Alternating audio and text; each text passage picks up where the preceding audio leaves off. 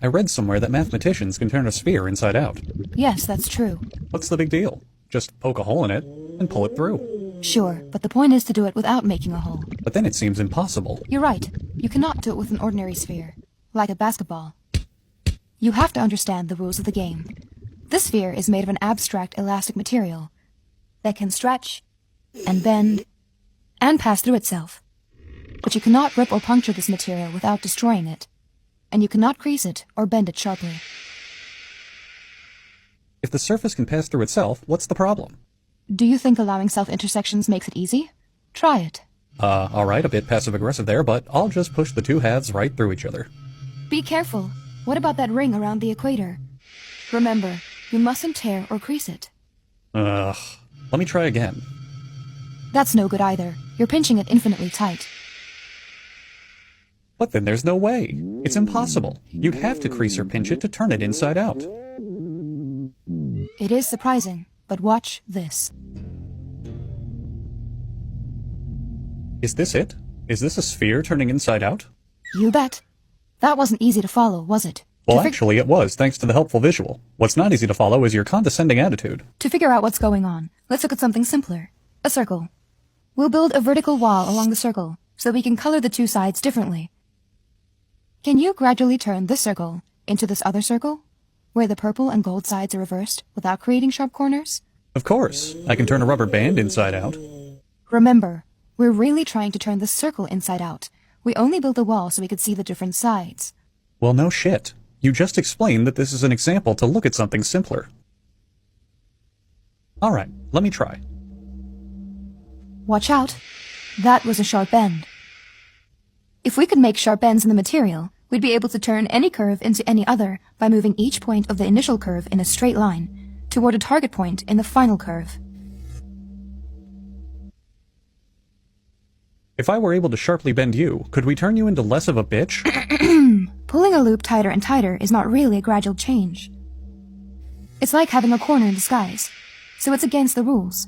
Well, if you can't have corners, and you can't pull loops tight, I think it's impossible to turn the circle inside out. Yes, you're right. Wait a minute. Am I supposed to believe you can turn a sphere inside out, but not a circle? Yes. There is something fundamental about curves that would have to change if you were to turn a circle inside out, and that something cannot change under our allowed motions. And what's that? I'll explain. Imagine a monorail atop the wall. Now, the rule about monorail traffic is I know how a monorail works. Okay, are we just going to keep pouting like this? Are you here to learn how to turn a sphere inside out, or are you here to whine and cry? On this track, the car is always turning left. As it goes around the circle once, it makes one full turn toward the left. On a more complicated track, the car might sometimes be turning left, and sometimes right. But the net amount of turning after one complete circuit is always some number of full turns in one direction or the other. The number of full turns it makes toward the left is called the curve's turning number. Turning number, 'cause it's turning. Right, that's so clever. Did you come up with that yourself? For a curve where there is more turning toward the right than toward the left, the turning number is negative. Hey, and if there's no net turning, the turning number is 0. Right. I had a hard time following the net turning for this winding track. That's natural, but there's another way to... fucking excuse me. I forgot that you, the overlord of science and geometry, struggled to grasp how us pathetic mortals can have difficulty with this simple venture. Okay, are you going to behave, or am I done teaching you how to turn a circle inside out for the day? If we find every spot where the track is facing due east, the track is curving away from us. Viewed from here, it looks like a smile. Ooh, smiles. Ooh, yeah, it's like I'm a 4-year-old. At these places, the car would be turning left. At others, the track looks like a frown. Curving toward us, at these points, the car would be turning right. The net number of full turns increases when the car passes a smile, and decreases when it passes a frown. Starting at 0. 1, 2, 3, 4, 3, 2, and we finish with 3. The turning number is the number of smiles minus the number of frowns. I see. The turning number measures happiness. If you insist. So your turning number is probably deep in the negatives, huh? Now the nice thing about the turning number is that it remains the same when a curve changes according to our rules. Frowns and smiles can appear or disappear, but only in pairs that balance out. The number of smiles minus the number of frowns never changes. So a curve can only turn into another curve with the same turning number. Right. The turning number is the fundamental property I mentioned before. Now, what's the turning number for the two circles? Remember to use smiles and frowns to help you out. Do I have to? I can't just look at the curve shape in relation to the purple walls? Use the fucking smiles and frowns. This one has one smile and no frowns, so the turning number is 1. And if the gold is outside, 1 frown and no smiles, -1. It makes sense. On one curve, you're turning left all the time. On the other, it's the opposite. It also makes sense immediately, if you're not a total fucking moron. Well then, I'm surprised you figured it out. So the reason you cannot turn a circle inside out is because you're an uptight bitch. And also the turning number would change or something. But wait, doesn't the same argument prove that you can't turn a sphere inside out? This sphere has a 3-dimensional smile. And this one has a 3-dimensional frown. So they have different turning numbers. Of course, a dumb sack of shit like you would think that. Your analogy is childishly cute. But to make it complete, we must look at a general surface and consider all the points where it is horizontal and gold is on top. We'll draw horizontal stripes to make these points easier to locate. Smiles are like bowls curving up. Frowns are like domes curving down. Ah, and I suppose you're like gravity, nothing but down. But there are other points where the surface is horizontal that are neither bowls nor domes. They are saddles and look like smiles from one direction and frowns from another. Near a bowl or a dome, the horizontal stripes form rings. Near a saddle, they form an X. Oh, you dumb bitch. Oh, you dumb, stupid bitch. I fucking got you now. Spheres don't have saddles. And your inability to grasp basic concepts is why I'm the one teaching you here. A dome and a saddle can come together and cancel out. Likewise, a bowl and a saddle can cancel out. But bowls and domes, like electrical charges of the same sign, normally don't get near each other. The unchanging number for surfaces then is this. Add domes and bowls and subtract saddles. This number is 1 for the sphere, no matter which face is out. Okay, I'm willing to believe that turning numbers don't prevent the sphere from turning inside out. I would immediately believe it if anyone but you told me. But none of this means you can actually do it. Well, again, someone else could probably do it, but you specifically never could. Oh, I know. I know it's so hard for you to see. I get it. You're trapped all alone with yourself inside that dumb, caveman-like brain of yours, rattling these concepts around in your skull back and forth, desperately, oh so desperately trying to grasp something beyond the basic perception you have of this universe. You know there's concepts out there beyond what you can see. Math that calculates things above the numbers you can count on your fingers. You're aware of how much of the universe you don't know, and yet you're trying so desperately hard to claim you can understand some of it. You don't need the answers to life's questions. You just need the ability to understand something above your current scope of daily life. Something, anything, to make you sound smart. To let you tell yourself that you're aware of anything outside of the most mundane parts of your existence. You want something to remind you of the beauty and wonders of science. But it all comes crashing to a halt, because you know you're not that smart. You're not able to easily grasp these things. You struggle and toil and try your damnedest to put these pieces together and join in on these conversations without any doubt in your mind that you know what you're talking about, and yet you can't. Because things like this are just too difficult for someone like you. Fuck you. Steve Smale proved it was possible in theory in 1957. But it took 7 years before Arnold Shapiro found a practical way to do it. Since the problem remained hard to visualize, more methods were invented later by Bernard Morin and several others. I'll show you Bill Thurston's method, invented in 1974. Let's go back to curves for a bit. Remember that this circle can only be changed into curves of turning number 1.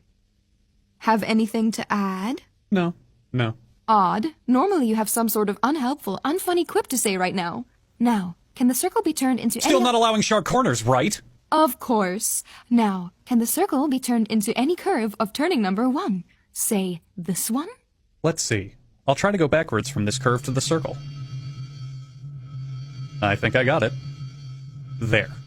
Well done! Fairly slow compared to the average time spent on this problem, but your ability to actually solve it should be commended. Now, try this one. Man, this one may be a bit too tricky.